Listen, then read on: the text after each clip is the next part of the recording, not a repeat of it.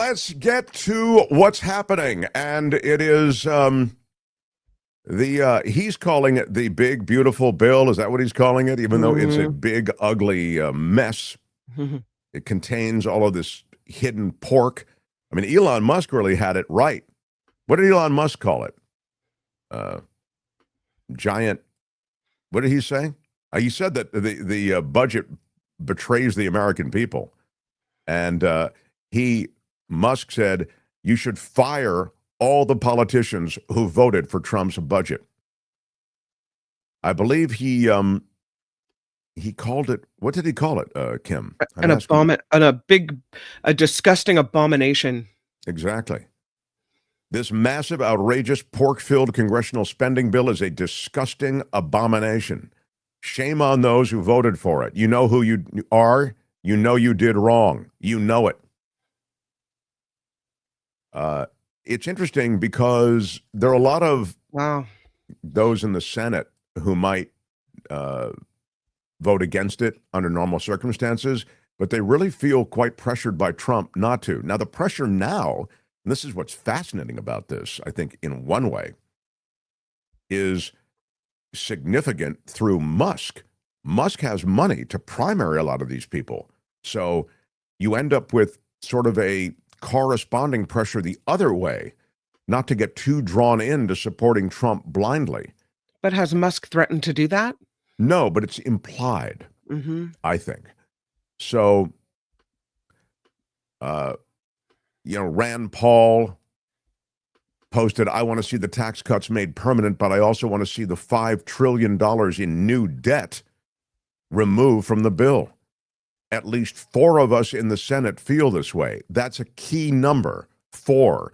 John Rothman will discuss this with us, but if you can get 4, along with Rand Paul, or even including Rand Paul, that budget won't pass the Senate.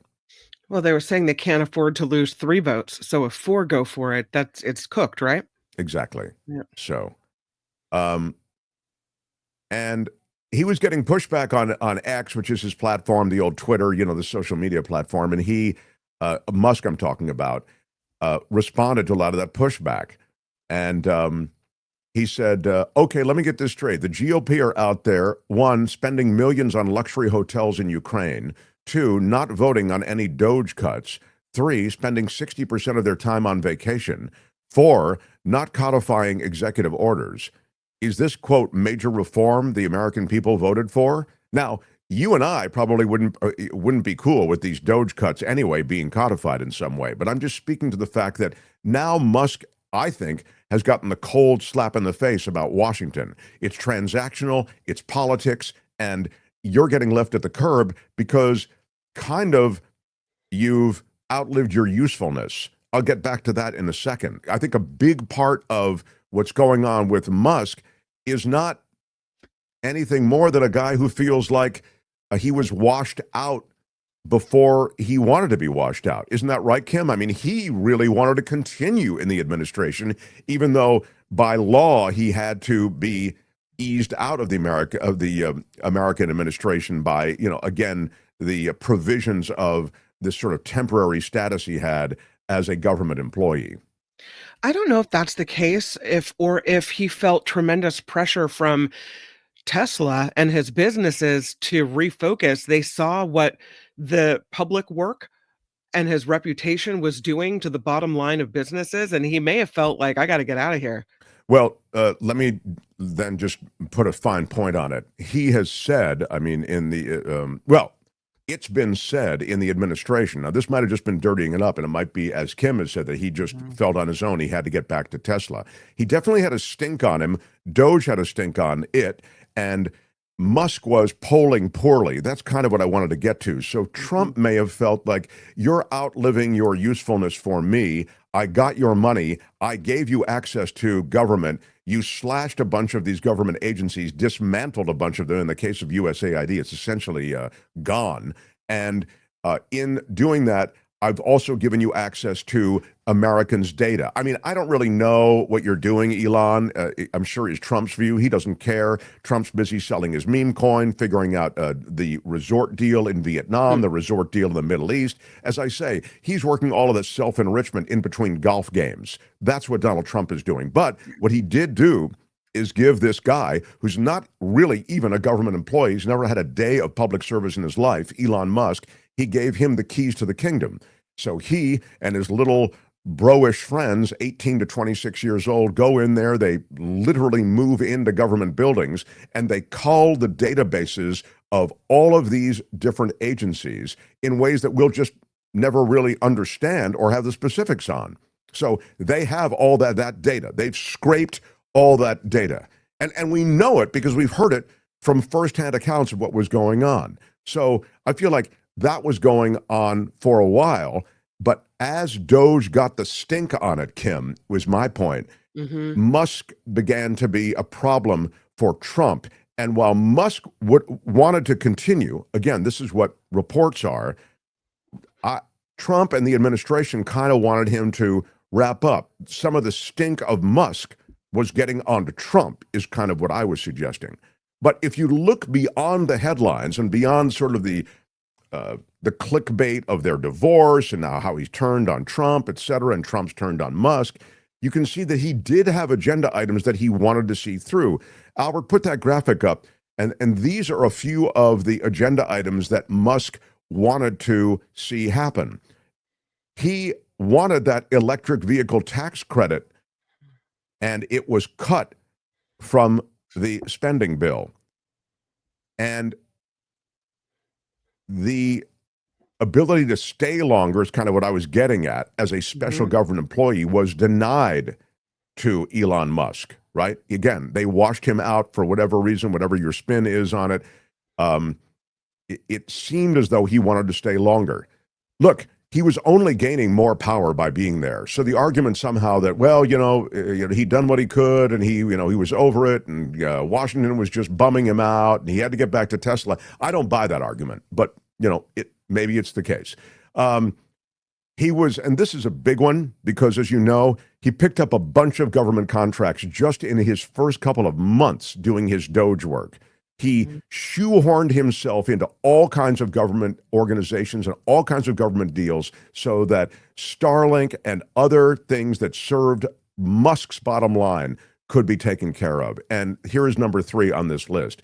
Denied use of the Starlink satellite system for air traffic control. That is to say, within this Trump administration, they didn't make the FAA use Starlink satellite systems for air traffic control. That was huge. You wanted to get Starlink in that role. And finally, Trump pulled the nomination of Jared Isaacman. He is the friend of Elon Musk that Musk wanted to see running NASA. With SpaceX, a huge contract linked to NASA can only be helped if your buddy, Jared Isaacman, is running NASA. Well, Trump pulled that nomination, and I don't have any more insight, and there hasn't been any good reporting on it that I've seen as to why. But Musk had to take that personally on some level. So you add that all together, and these are things that leave Musk with a bad taste in his mouth. Again, in my view, he was granted a wide berth to go through government institutions and government agencies and scrape all of our data, and we don't know where that's going to end up. Just as they've granted now Palantir tremendous contracts to pull data from all of these different government agencies. We talked about it yesterday, and that video is up. So I would suggest that Musk was shown the door sooner than he wanted. But now he's biting back, right?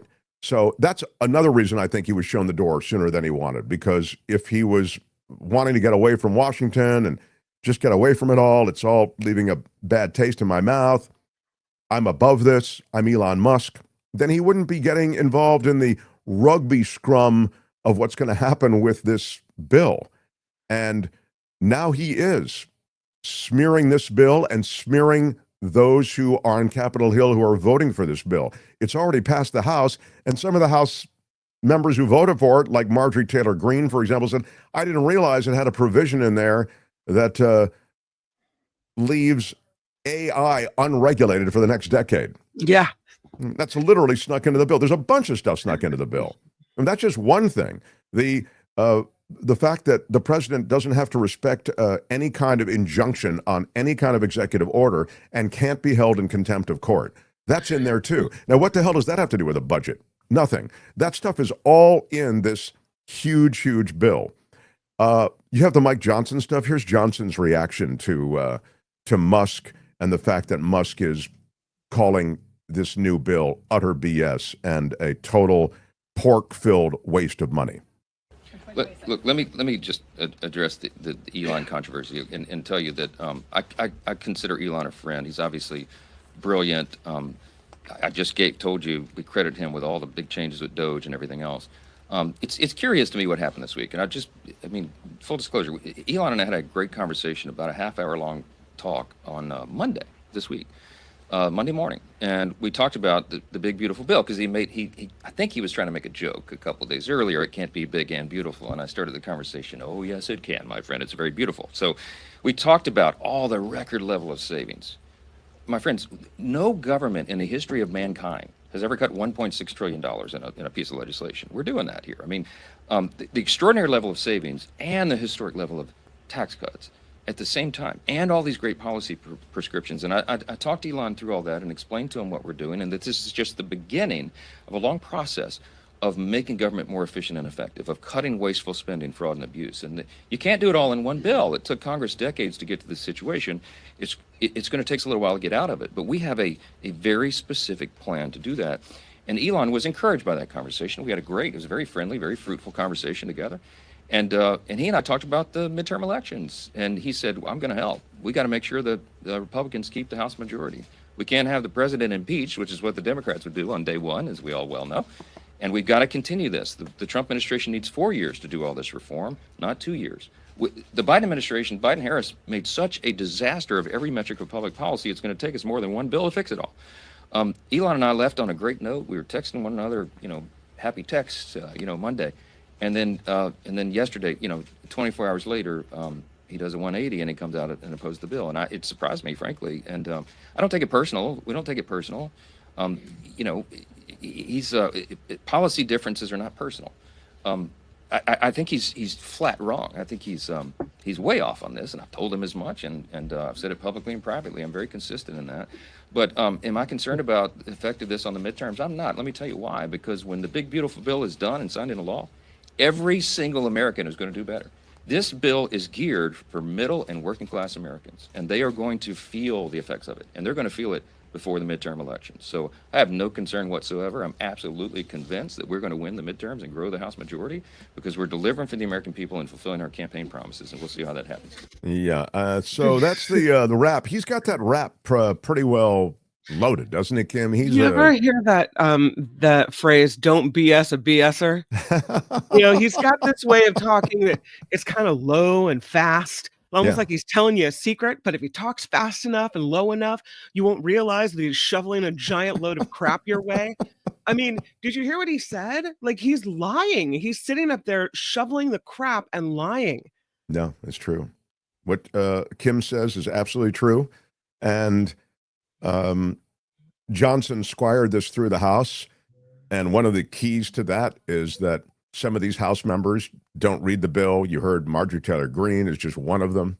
I mean, I loathe Marjorie Taylor Greene, but I'll give her credit for at least admitting she doesn't, I guess she was caught. They cornered her, right? And they said, she admitted it. And when she found out that that they won't be able to regulate AI for the next decade, that was a bridge too far. Like, ripping medical care away from the nation's poor, that's cool. But when you can't regulate AI for 10 years, that's where it got her. She's like, I can't vote for that. The AI thing, that gets me. Yeah. She didn't know what she was voting for. How embarrassing is that? I mean, and I guess the truth is she wouldn't even have admitted it had she not been cornered that way. Musk isn't gone, says Vilma.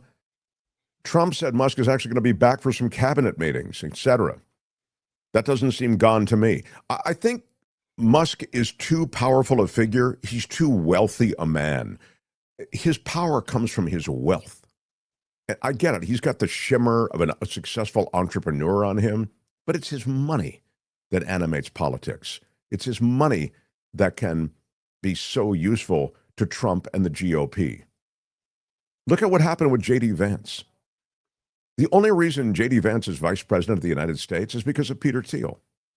Peter Thiel hired J.D. Vance, put him in a couple of companies he didn't do particularly well with, then plucked him from the third company that Thiel had put him with and put him into a Senate race, and Thiel dropped $7 million on that Senate race.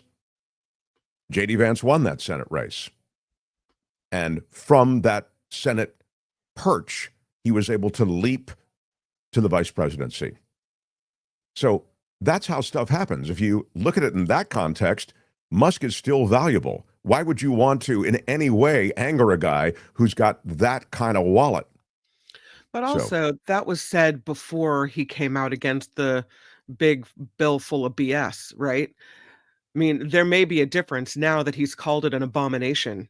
Trump may not welcome him back to cabinet meetings anymore. That might be it. Yeah, I mean, yes Mhm. and no. I mean, I think, as I say, it's all transactional. It's all, I mean, look at the people, Steve Bannon's a great example. Steve Bannon and Trump are hurling fireballs at each other after Bannon left the White House. That was in Trump season one. Yeah. Mhm. And the reality is, Bannon's a big backer of Trump, big ally of Trump, advisor to Trump.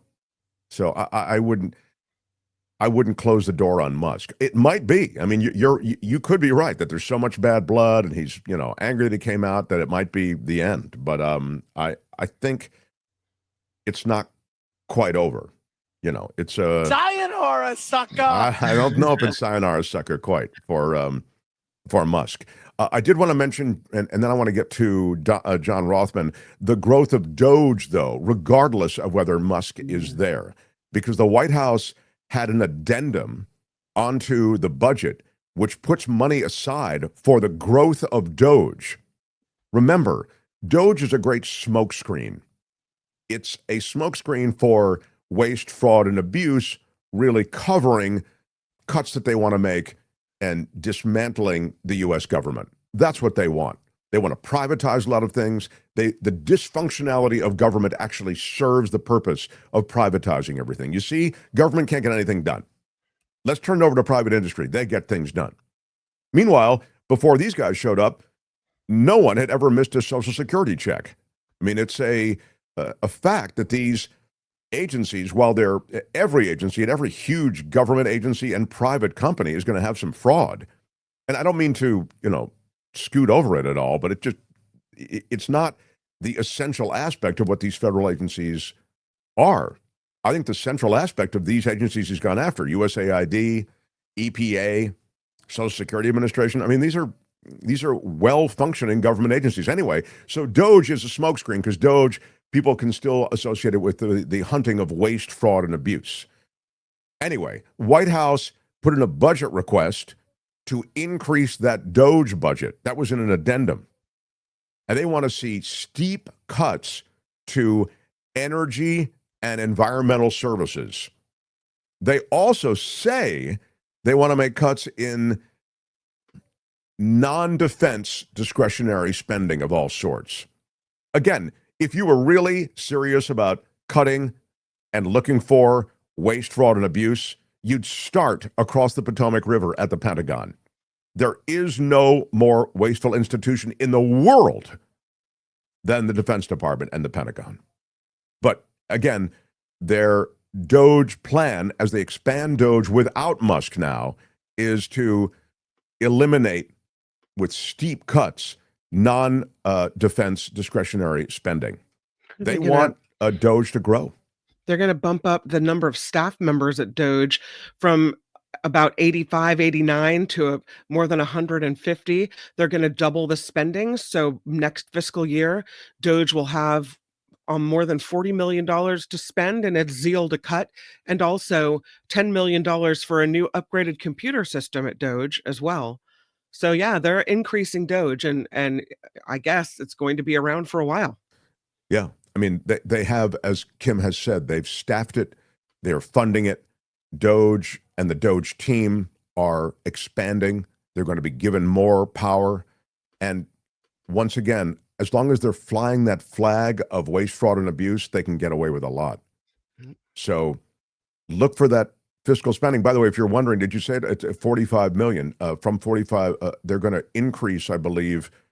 They're into the like 55, $60 million budget just for modernization of software and a lot of the programs that they pursue under the DOGE banner, reimbursement, et cetera. That's all going to be expanded in the days ahead, with or without Musk is the point. And it likely will be without Musk in the short term. So that's the latest on DOGE, but prepare for plenty more DOGE activity, but without the figurehead of Donald Trump, Donald Trump's best friend and chief donor, Elon Musk. The Mark Thompson Show. I want to quickly see if there's anything I need to do. No, I don't think so. I do like delaying, but I'd like without any further delay. Oh, can I, one other thing that I can, Mike Ekstrom, I have a big shout out for you for a $20 super sticker. Big shout out. Yeah. Very, very cool, Mike. Thank you. We are a crowd-funded show, so those of you who are on Patreon and PayPal and support us, I appreciate it. And those of you who, after hours, leave us something, and those who, during the show, pass on a super chat, like Soul Seeker Sandy Wolf. Tax the rich, she says. Problem solved. There you go. Well, there are more and more rich people, so that would seem to do, you know, I just remember the 1% tax that Elizabeth Warren used to talk about, 1% on billionaires, and we couldn't get that through. Couldn't get any traction on that. Really? I mean, like, how can that not be politically viable? 1% tax on billionaires. I mean, what is the constituency that you are bowing to that wouldn't be okay with that? There can only be one, the billionaires. So it's utterly disgusting that we can't get some kind of reasonable tax on the rich. And if you go back, and Rothman can tell you this, I mean, the taxes historically in this country, you know, back in the middle of the last century, they were massive. In the 60s, massive taxes on the wealthiest Americans. So it's out there. Hi, it's Mark, and I thought that was great. Hit the notification bell. You'll know whenever there's a new video being dropped, and please subscribe to our channel to help us save the universe.